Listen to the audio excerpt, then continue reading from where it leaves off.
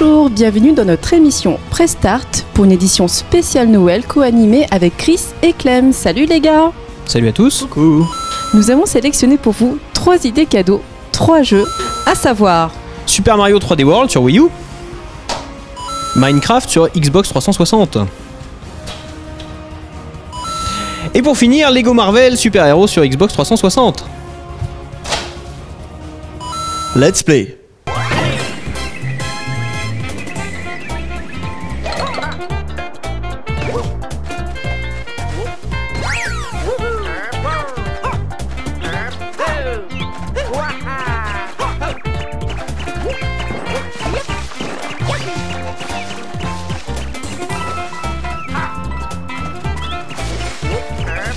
Alors Christophe, verdict. C'est plutôt sympa, c'est très beau la Wii U, on voit que c'est de la HD parce que c'est très joli et la seule différence je trouve, enfin ça reste dans l'esprit des Mario depuis maintenant 30 ans quoi.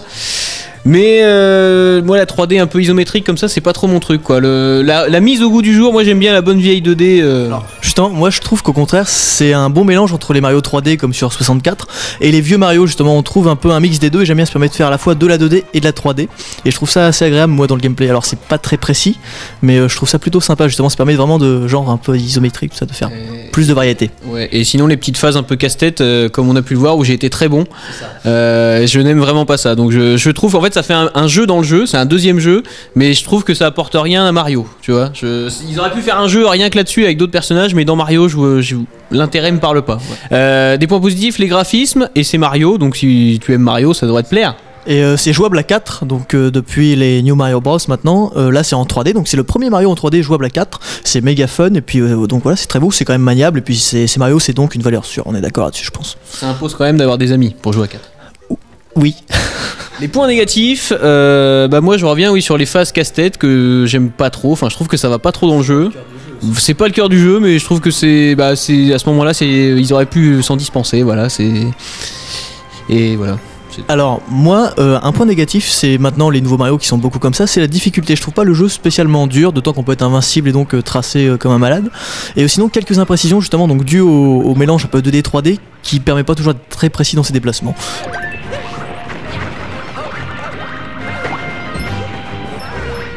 Moi j'y donnerais un 7,5. Ouais, nous deux on va dire 7,5 alors vas-y. C'est bien 7,5. 7,5.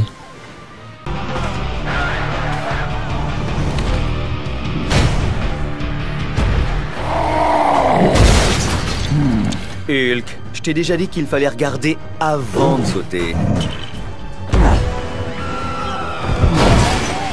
Lego Marvel Super Hero, moi ce que j'aime bien c'est la richesse. Alors en tant que lecteur de comics, tu retrouves beaucoup de personnages de chez Marvel et il y en a beaucoup, plus d'une centaine apparemment, donc il y a de quoi faire déjà si on aime bien les personnages de chez Marvel. Les interactions entre les personnages sont assez bien pensées, donc on utilise vraiment, il y a beaucoup de personnages mais on les utilise tous, c'est ça qui est important aussi au moins, parce qu'il pourrait très bien mettre plein de personnages en disant bah voilà c'est juste pour en mettre plein, mais chaque personnage a un pouvoir particulier et ça fait avancer le jeu, donc ça c'est pas mal aussi, c'est assez intéressant l'interaction.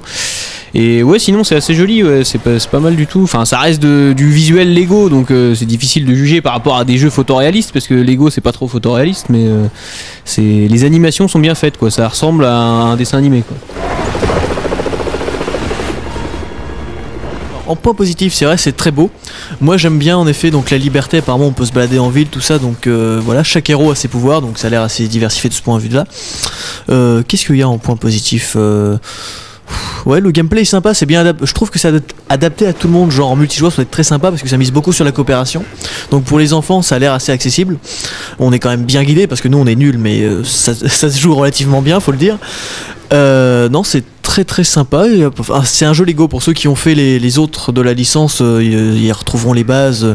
Il n'y a pas non plus de réelle nouveauté hormis les pouvoirs des personnages. Et sinon, au point négatif, bah alors c'est un petit peu répétitif, c'est toujours le même principe. On tue des méchants, on enclenche des mécanismes, on monte des trucs. C'est toujours un peu. Faut trouver une clé pour ouvrir la porte. Sinon, ouais, donc les cinématiques, pareil, qui sont un peu longues, qu'on peut pas passer. Mais je pense, dans l'ensemble, c'est un jeu qui plaît bien aux enfants et il y a moyen de s'amuser. Il y a moyen de s'amuser avec. Exactement. Voilà, c'est un jeu pour toute la famille, j'ai envie de dire. Voilà, et puis en plus c'est rigolo et c'est mignon.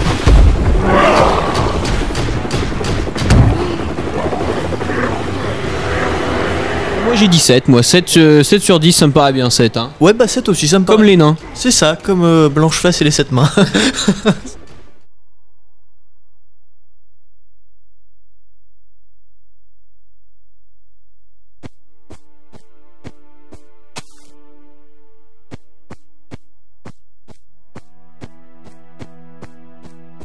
Alors Minecraft sur Xbox 360, Minecraft qui est très connu des joueurs PC parce que c'est sorti sur PC il y a quelques années maintenant, je sais pas combien de temps mais... Ça fait un petit bout de temps et c'est vraiment un jeu indépendant qui a pris de l'ampleur beaucoup. On va dire ça beaucoup. C'est parti de rien et c'est devenu assez énorme en termes de communauté, en termes de possibilités aussi. Oui parce que c'est quand même à la base développé par une seule personne, donc Marcus Persson.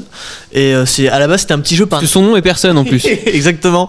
Et c'était un jeu fait par un mec tout seul par navigateur et très vite il y a eu des mises à jour, tout ça, il y a carrément une communauté, un microcosme qui s'est formé autour du jeu et je pense que des gens passent leur vie sur ce jeu. Alors est-ce qu'on peut expliquer le principe de Minecraft ? Oui, on peut l'expliquer. Alors, le principe, c'est en gros, vous arrivez, voilà, comme ça, dans un monde un petit peu sauvage, où tout reste à faire, il n'y a aucune forme de civilisation. Et à l'aide de votre main, vous pouvez couper des arbres, ce qui est assez exceptionnel, puisque si vous faites ça dans la vraie vie, vous vous blessez. Et donc, le principe, c'est de développer. En fait, finalement, il n'y a pas de but final. Comment dire ? C'est un peu une sorte de SimCity vu de l'intérieur. Oui, c'est beau, non, c'est un peu le même principe, c'est un petit peu, vous êtes un petit peu une fourmi dans la fourmilière finalement. Hein. Et donc, en fait, il n'y a pas de but final, le but c'est de récolter des ressources, de fabriquer des objets, de survivre, de fabriquer une petite maison. C'est un peu comme la vraie vie finalement, mais en plus cubique quoi. Voilà. Donc les points positifs, c'est le côté un peu addictif, alors ça pourrait paraître négatif, mais finalement voilà, c'est vrai que c'est un jeu qui est pratiquement sans fin, donc... en tout cas en termes de durée de vie c'est peut-être ce qui se fait de mieux avec Tetris quoi. Et après les points négatifs c'est aussi le côté addictif finalement, c'est que des fois on peut se mettre dedans et on n'a plus de vie quoi, on passe sa journée à jouer à ça et on se rend pas trop compte du temps qui passe, donc ça c'est aussi un point négatif. Et autre point négatif peut-être par rapport à la version PC, c'est les fonctionnalités en moins, la liberté en moins peut-être, je pense que c'est ça les gros points négatifs, je sais pas si tu seras d'accord avec moi mais... Alors pour comparer par rapport à la version PC, le plus important c'est les mises à jour. Le jeu sur PC est régulièrement mis à jour par l'équipe de développement, des choses comme ça, donc on a toujours des nouveautés. Sur console déjà le jeu est sorti avec des mises à jour en moins, tout ça, donc ça arrive au fur et à mesure, mais le jeu sur console a forcément un temps de retard par rapport à la version PC. Je pense que malgré tout avec le temps ça va finir par s'égaliser. Mais c'est vrai que, alors par exemple, le jeu est finalement un peu plus ergonomique, on est plus guidé sur console. Après c'est aussi dû à l'utilisation de la manette qui limite forcément toujours, c'est toujours le même principe, hein, PC et console c'est pas pareil. Mais le jeu est quand même très proche malgré tout. Et un truc qui est dommage par exemple, c'est qu'on peut pas jouer un joueur PC avec un joueur console en ligne. Ça peut être intéressant sachant que le jeu est quasiment le même du coup. Ça c'est dommage, mais sinon le jeu est quasiment exactement le même. Oui, une note, moi je dirais, pour les gens qui découvrent, je dirais que ça mérite presque un 8, parce que si on n'y a jamais joué, il faut y avoir joué au moins une fois pour voir comment ça fonctionne. Après, pour les gens qui connaissent déjà, voilà, il y aura pas de surprise, quoi. Ça vaut pas la peine d'acheter la version Xbox si vous êtes un joueur PC de Minecraft depuis des années, quoi. C'est ça. Sachant que je pense qu'on peut mettre un contrôleur Xbox sur le PC, et donc moi, niveau note, pareil, je mettrais un 8, je pense, parce qu'en effet, quand tu découvres le jeu, de toute façon, en plus, c'est quand même un énorme phénomène de mode, Minecraft, donc faut éviter de passer à côté, voilà, juste pour découvrir comme tout le monde. Après, voilà, si on l'a fait sur PC, il n'y a vraiment aucun intérêt à le faire sur console, même encore moins, puisque c'est quand même plus limité malgré tout. Donc 8, c'est bien 8. L'émission est maintenant terminée. Retrouvez-moi sur Facebook et YouTube en tapant TV Lisieux. Retrouvez également Chris et Clem dans Arrête ou mon geek va tirer. Et joyeux Noël.